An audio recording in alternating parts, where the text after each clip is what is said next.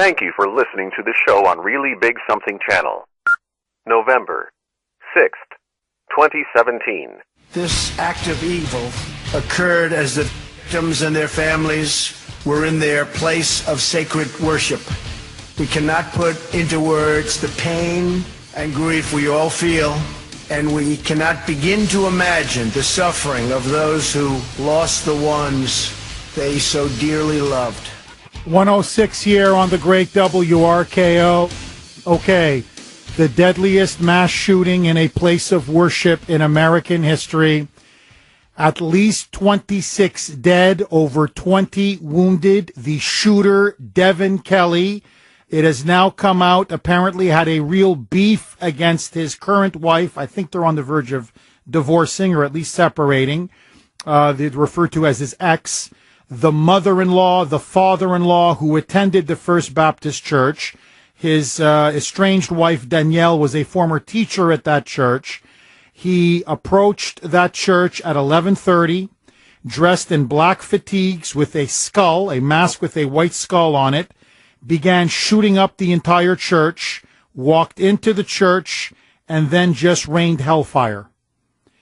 26 dead, including, by the way, an 18-month-old baby, a five-year-old child, a 14-year-old adopted child of the pastor and his wife of that church, as well as a pregnant woman. A woman she died, her 3 children, and the baby that she was carrying, 8 months pregnant, was killed as well. It is an absolutely horrifying slaughter. And what the media is trying to suppress is that this man, Devin Kelly, was a rabid, militant atheist who hated Christians with a passion, who was obsessed with Christians, couldn't stop speaking ill of Christians, said that religion and Christianity was the root of all evil in the world. You look on his Facebook page, he was a diehard political liberal. His favorite channel was CNN. He embraced almost every liberal left-wing cause. He targeted that church not just because of the in-laws, but because it was a place of worship and because it was a place where Christians gathered to worship every week. In other words, it was an act of liberal left-wing terrorism. Just like what we saw in Nevada, just like what we saw in Northern Virginia with the Republicans being shot dead, or forgive me, shot up, almost dead, one of them, Steve Scalise, by a deranged Bernie Sanders supporter, like we've been seeing on campuses and at rallies all across the country with Antifa and Black Lives Matter. And so my question to you, it's a double-barrel question. Is left-wing terrorism now as dangerous and ominous as Islamic terrorism here in America? And when it comes to places of worship, in this now different age that we live in, is it time for pastors, or at least people who attend the church, 1 or 2 can be assigned security, is it time for them to have conceal and carry and have weapons on them to prevent future atrocities?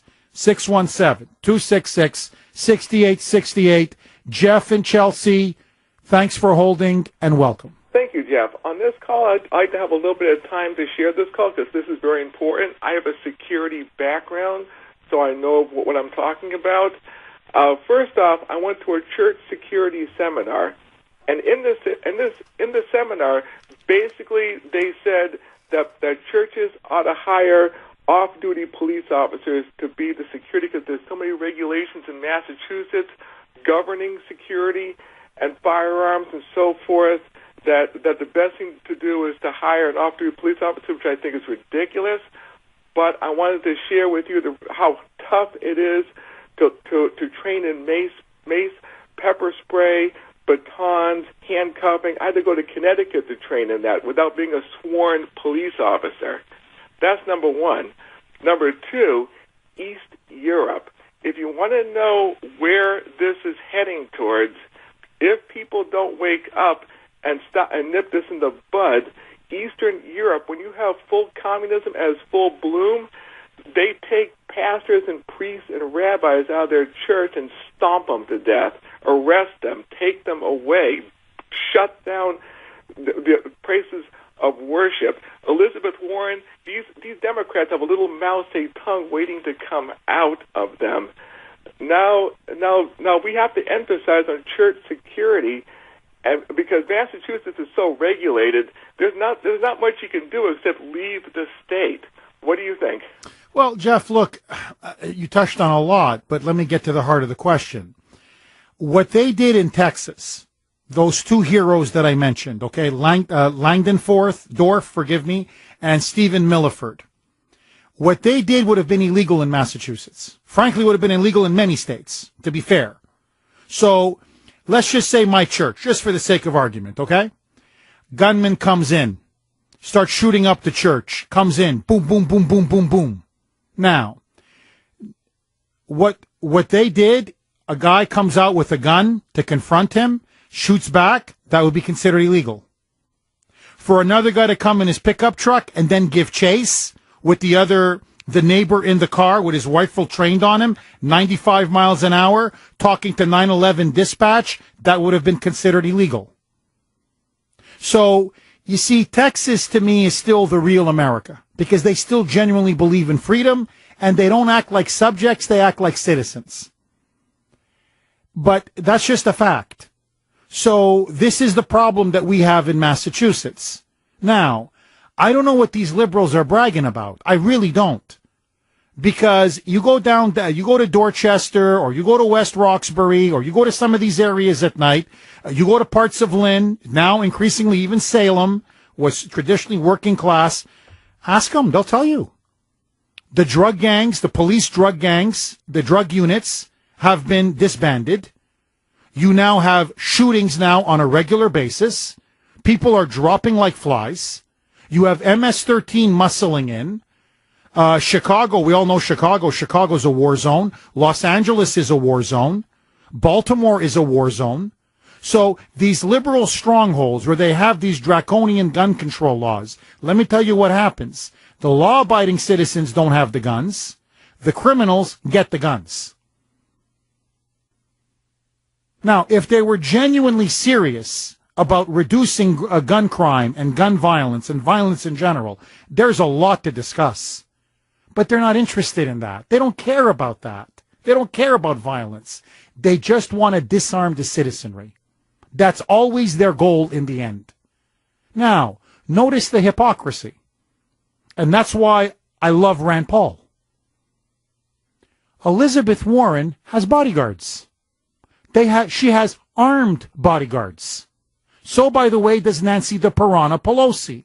So does, by the way, Chuck U. Schumer. So does, by the way, Hillary Rotten Clinton. I could run down the whole list. So let me get this straight. You can have guns, people with guns protecting you, but we can't have guns to protect ourselves? Up to and including, by the way, Senator Rand Paul? Because he genuinely is a man of the people? He doesn't want armed security?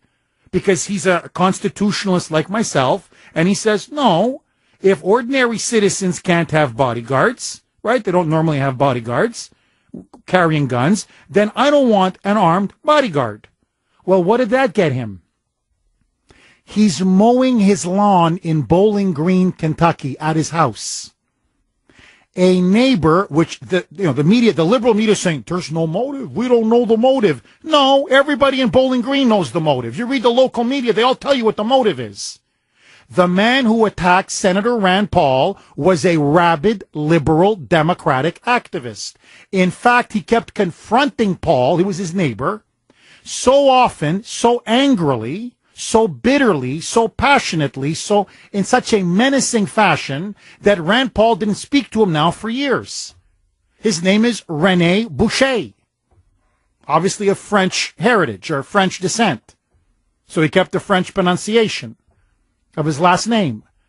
And on nationalized health care, on government-run health care. He hated Rand Paul for his opposition to Obamacare, to the point that he kept yelling at him, screaming at him, threatening him, shouting obscenities, so Rand Paul would just ignore him.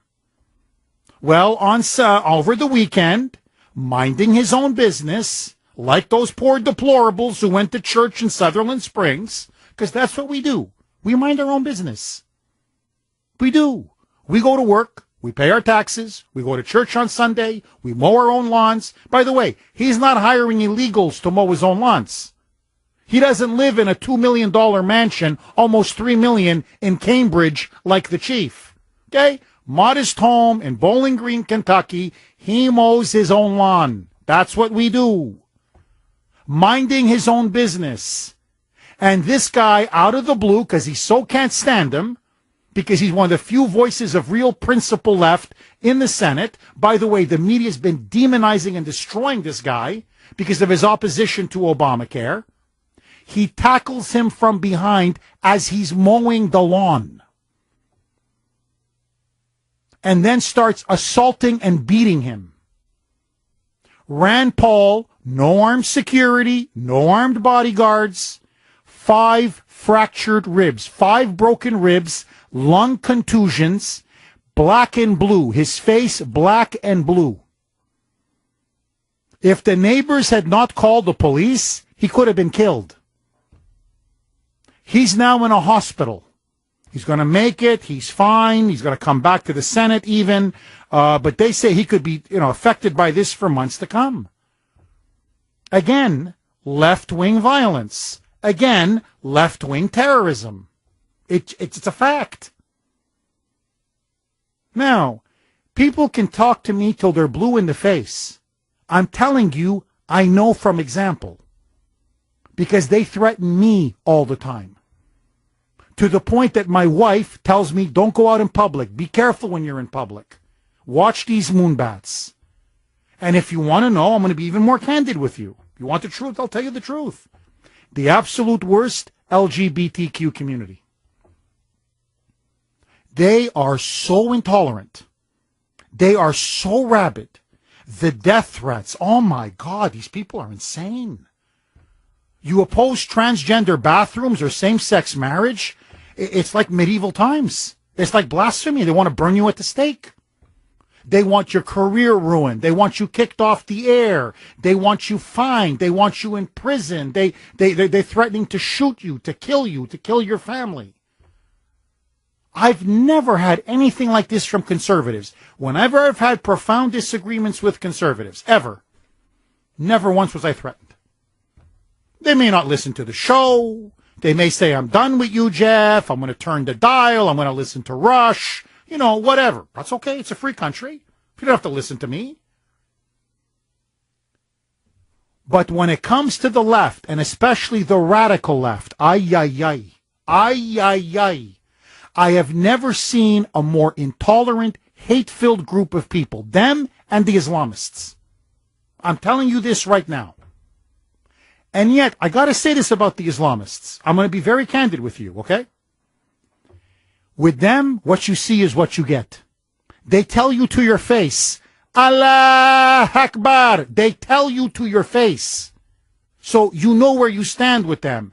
But these shysters and turncoats, they talk about diversity and tolerance and compassion.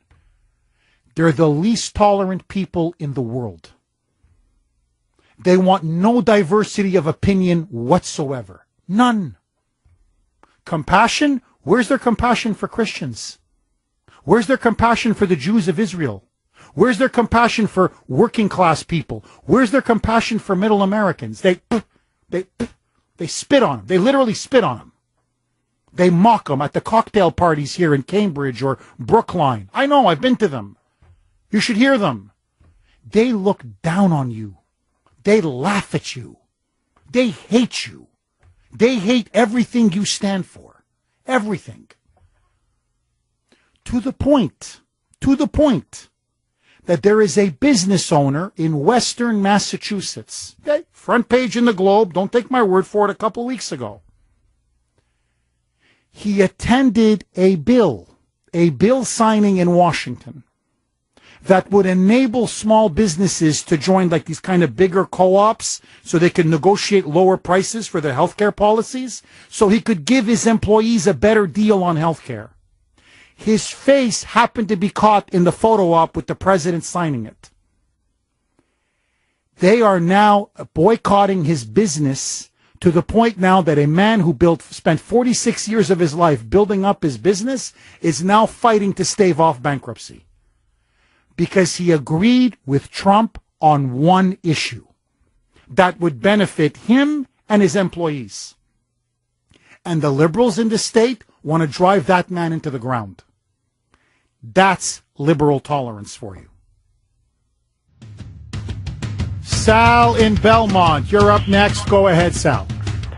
Yeah, Jeff, I just want to say that these people who want that gun control, it's common sense who's going to get the guns. The criminals are going to get the guns, and Hiawatha there, she doesn't think of this. She got no brains. So that's the problem with that. And the Democrats, the left wing, they should be called evil people. Not all of them. There's some good ones there. Anyway, and I go along with you 100% on the carrying the guns in church, because yesterday when I went to Mass, somebody yelled and screamed right out loud just before communion. Now, it was just a deranged person, but it could have been a terrorist or something, so you never know. So I agree with you on that 100%. And what about a police officer? He goes to church before he goes to work. He has a gun. That's all I got to say, but I agree with you 100%. Sal, thank you very much for that call. Look, you're completely right. When you have gun control, the criminals and the politicians get the guns. We don't. Let's go to Ken in Rentham. Whoa, the great town of Rentham. How are you, Ken? Hi, Jeff. This is Ken, your deacon. Ken! I've been missing you. I'd like to talk to you sometime offline. Again, you need to know that I'm one of those constitutional conservatives and certainly one of the deplorables. And listening to your show, it just aggravates me, the lies that people give. And I do have some information on that person that you spoke about earlier in your parish. And but it's the lies that the people are listening to. They're getting it from, for example, to say that we can't defend ourselves because a household with firearms is less likely to endanger themselves. I've even spoken to a person not too long ago and asked him about self-defense, and he said, well, what would you do if someone breaks into your home? He said, I'm going to die, and that's the way it's written. And these people are nuts. And the last thing I want to say, again, I need to speak to you offline about that person, is we are working on that subject. We're getting some information. But so, Ken, sorry, I don't mean to cut you off. I just want to ask you this. So it wasn't just me, Grace, and some of the other parishioners. No, it was a bunch of people. And the guy really does look a bit. I heard it first from the housekeeper in the rectory. So, Ken, I mean, he was obviously, he looks unhinged, right? I mean, that's what I gather. Yes. Okay. And you had every right to certainly be concerned. I would have been too, and and getting to people like Elizabeth Warren and Chuck Schumer. What does that tell us about the type of people who live in our Commonwealth that would put these people in office? I just don't get it. I've been born and brought up in this state on the South Shore, and it's been tough, the bluest of the blue states. I thought we'd eventually come around in my lifetime somewhere near the middle, as we were back in the time of JFK, but I don't think it's going to happen. But Ken, thank you anyway for listening to me. You're a great deacon. You deliver. I'm going to say this on the air. You delivered the best homilies at the church. Oh, thank you. You got too kind. Honestly, and what did I tell you? Remember when we spoke about, what was it, maybe a month ago, 5 weeks ago? Yes. I said I want to hear more, Ken. When's your next homily? I have to. Do they have you on the schedule, on the roster? I gotta lobby the priest to have you on more. Oh, by the way, I was really shocked. I usually listen to the Saturday morning show with Bill Kelly, and to listen to you, and I hadn't realized he had passed, and it was a shocker to me.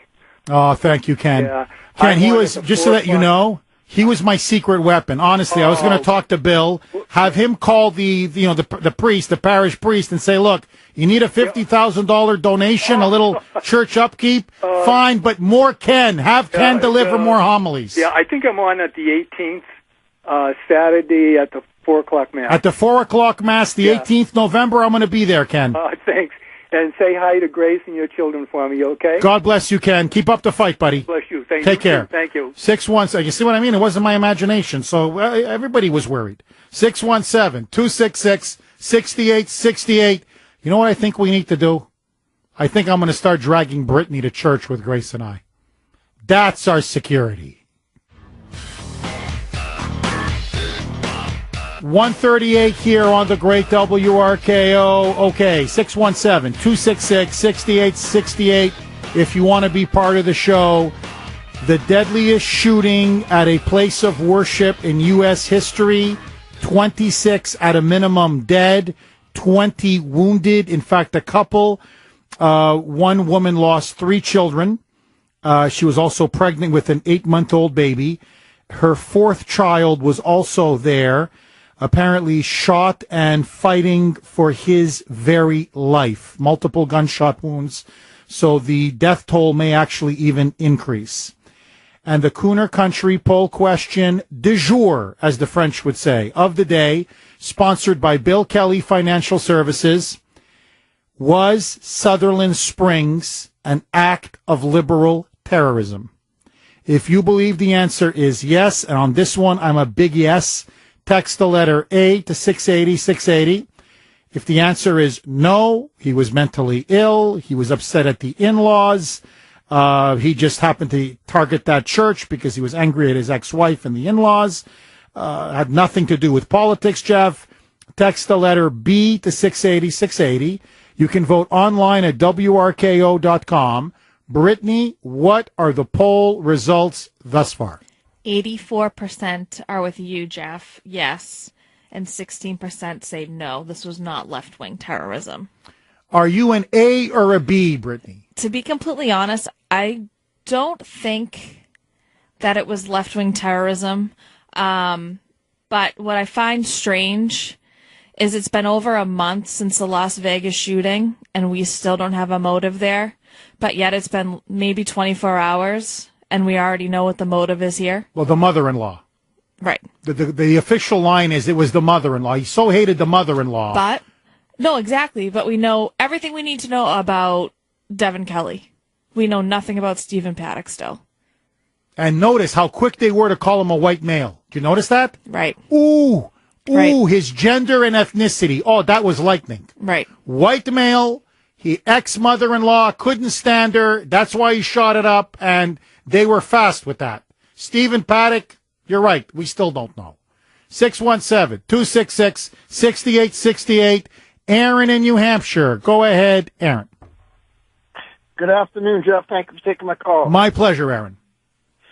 I'm with you 100%. It's an act against conservatives. In fact, 20 minutes before your show, I told my wife, I said, first a country concert and now a church. We're starting to see a trend here. And let me tell you who's really to blame. It's not the guns.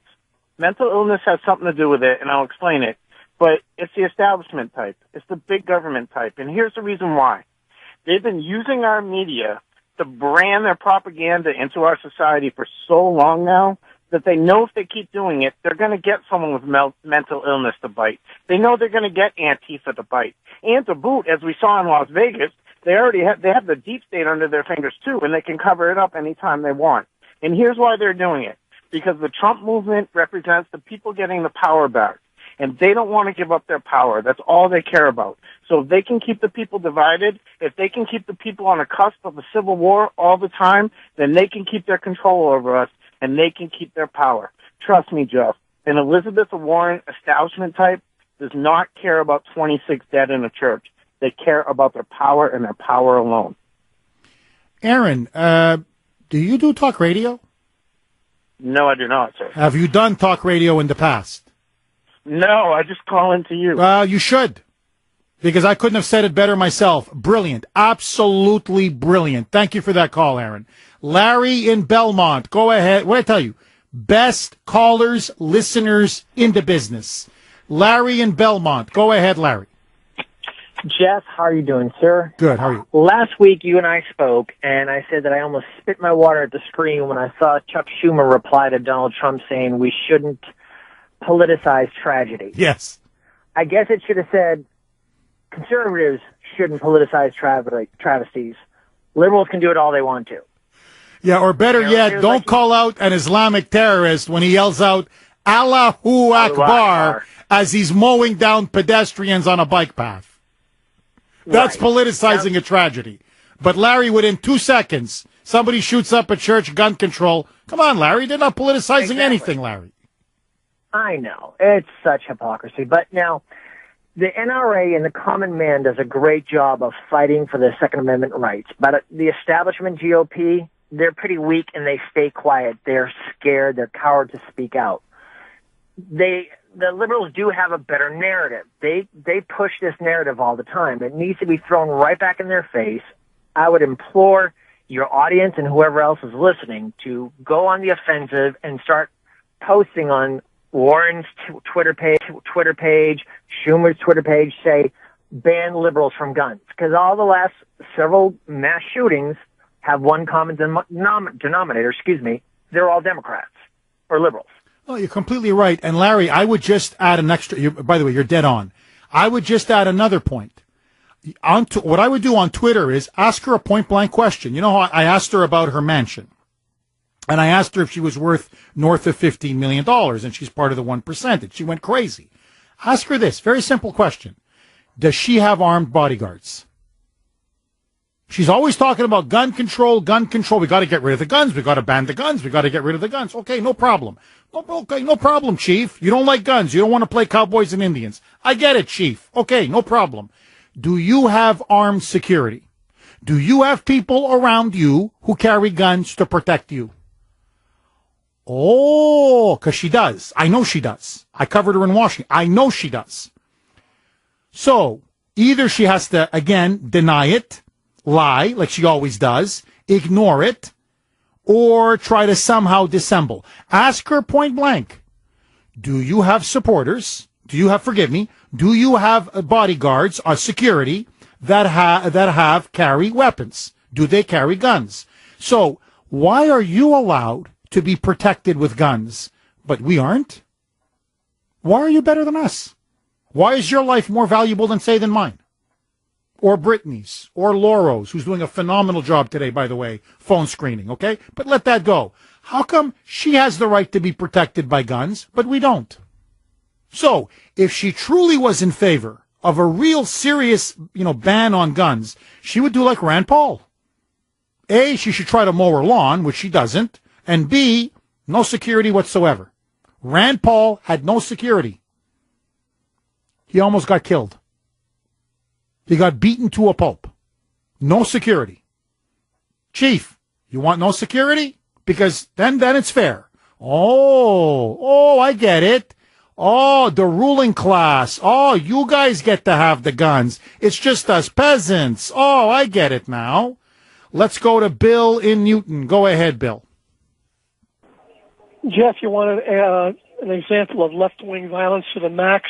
Tomorrow is the anniversary of the Bolshevik coup d'etat. Oh, brilliant. And in the 20th century, there's no more violent regime than the Bolsheviks. As a matter of fact, they're responsible for more murders than the Hitler regime or the Mao regime. Bill, Bill, that's incredible. What is it with the callers today? They are on fire. I'm talking fire. 100 million people were butchered under communism in the 20th century. Let me repeat that. 100 million. Half of them were my family. Half my family were butchered by the communists. Half. Now, the other half, the Nazis took care of. But many of my family members were slaughtered by the communists. The same communists that Elizabeth Warren praises, that Ted Kennedy coddled and praised, the same ones that the anti-war movement, the peaceniks in the 60s, demanded and called for victory in Vietnam. That's the history of the left. So when you see Antifa or Black Lives Matter or that deranged Bernie Sanders supporter shooting those Republican congressmen up in Northern Virginia, or this guy, Devin Kelly, it's part of a long history of violence and mass murder on the left. But you won't hear that on CNN. Kat, I hope I'm pronouncing it correctly. Kat in Maine. You're up next. Go ahead, Kat. Hi, I'm just calling in. I'm a veteran, and I come from a long line of veterans and military. We've served in World War II, Vietnam, Afghanistan, Iraq, and I'm calling because I'm really concerned that they're going to try to say that maybe they can take the hands out of the guns of veterans if they have PTSD from the war. And I want to say that I don't think that's right. I don't know if that's where they're going to try to go with this, in part because most of us veterans that do have PTSD, we're not going to go grab a weapon and go mass murder people. So I hope that people will speak out against that if they try to do that to America's veterans. Kat, first of all, I want to thank you for your service. From the bottom of my heart, you're a true American hero. Secondly, I think they want to. I think your instincts are right, but they're not going to be able to on this one, and I'll tell you why. He spent time in the Air Force, but he was convicted of assault of his spouse and then assault of his child. And so he was discharged, and he spent 12 months confinement. He didn't see any action. He was basically on a base, basically a paper pusher on a base. Do you think that they'll try to push the mental illness? I think they're going to try to ignore the mental illness. I know President Trump is playing that up. He's coming out saying this is a mental illness issue, and I think that's a component. No, it's guns. For them, it's all, Kat, what they care about now are the guns. Okay. Well, I do hope they start separating out PTSD from mental illness because I think it's something different. It's not. PTSD is not a mental illness. Well, thank you so much. You're completely, it's not. I mean, and thank you for that. No, look, it's not. What it just is it's a stress disorder. It's an anxiety disorder. There's an imbalance in the brain. Look, you're in the field for a long time. You're constantly under either fire or the threat of fire, right? From being ambushed by the enemy. So your body is constantly under stress, constantly under pressure. You come back to civilian life, you can't turn it off. That switch that regulates, what do you call it, the hormones in your body, the anxiety or stress, you can't turn it off. That's why they need some medication, they need some therapy, usually cognitive therapy to control their thoughts. It is not a mental illness. And by the way, PTSD is what we call it today. We used to call it shell shock in the past. This is what veterans from every war, Vietnam, Korea, World War I, World War II, Civil War, the Revolutionary War, we've had this since time immemorial. It's not a mental illness. It's a scar of battle. Chris from the great sanctuary city of Somerville. Hey, Jeff, listen, my condolences to all the families and friends of the victims of that shooting. This is only getting worse. We had the Las Vegas incident not too long ago. I expect it's going to get more frequent as time goes because we got more and more violent leftist, liberal, commie out there. And Antifa is one of those groups that has many members. Something with respect to Rand Paul. I love Ron Paul. I've always loved Ron Paul. I love Rand Paul. But you know something? Under these circumstances, he should know that he's a public official in a high-profile position, and he should be armed all the time. Now, I've had arguments with people that said, "Hey, why should he have to carry a weapon all the time?" My answer to that was, really? I mean, they make small firearms now. He could have one in his pocket. Why does he have to wear a cell phone? I mean, carry a cell phone. Why does he have to carry a wallet all the time? I mean, this is a no-brainer, Jeff. And our public officials need to arm themselves, get rid of the bodyguards, short of the president and the vice president, Speaker of the House. Other than that, because that's the succession of the presidency should happen. Anything happen to the president or the vice president, they should need bodyguards. But the rest of them, they should be self-armed, and they should take care. They should be under what we're under out here. You're dead on. I completely agree with you. Look, if you remember, we are the greatest or at least we were, the greatest constitutional republic in the history of the world. And what was so great about America, and I believe can still be again, is that we had citizen legislators.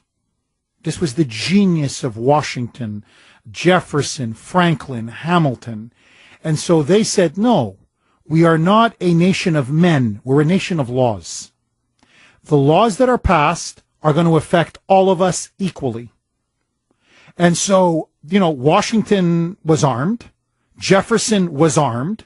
Franklin was armed. Hamilton was armed. In fact, he died in a duel with Aaron Burr. And the citizens were armed, and they were armed. All they are citizen legislators. They go up for 2 terms like Washington, do the people's business, represent the people in office, and then they go back and tend to their garden, as it was then. I agree with you, Chris. I hate a bit of a cold. I hate these flotilla of bodyguards that these members of Congress have. They're like Hollywood stars or celebrities. No, you should live under the same conditions that your constituents do.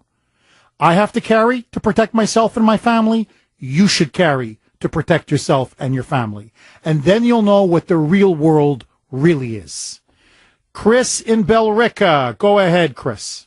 Hello, Jeff, first-time caller. I'm wondering, Chris, if he did come from a dysfunctional home, why didn't he have a good family? And also, too, did he go to a one of those schools to learn firearm training? There was a commercial on this radio station earlier this hour about firearm training school in Massachusetts. Chris, you're talking about the shooter now, right? Yeah, I'm talking about the shooter. Okay. But you know my question. Yes. My understanding is this, Chris, and thank you for that call. He was dishonorably discharged. So that means he's not allowed to get a gun permit of any kind. So he should never have had a gun. Every gun that he got was illegal. Okay, that's point number 1.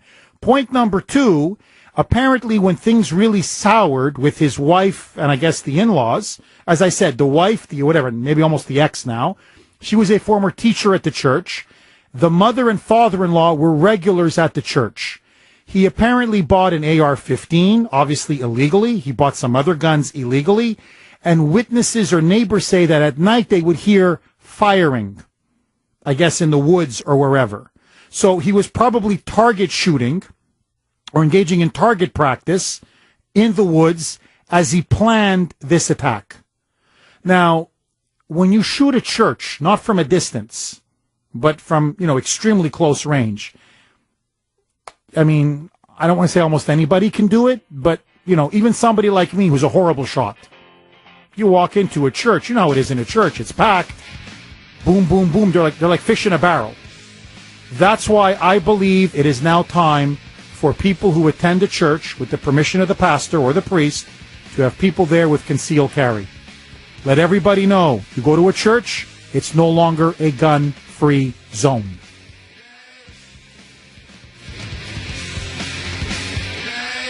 The voice of Boston is you. 680 WRKO Boston, 93.7 WEEI HD2 Lawrence, Boston. It's 2 o'clock. Me, a cat, moving in with a new human. It took a little getting used to. She has these weird games she likes to play, like this giant feather. She sticks it in my face. I swat it away. She sticks it in my face. I swat it away. It's almost like she thinks I enjoy it. But seeing how much fun she gets out of it, well, I guess it makes it all worth it. Humans. A person is the best thing to happen to a shelter pet. Be that person. Adopt. Brought to you by the Ad Council and the ShelterPetProject.org.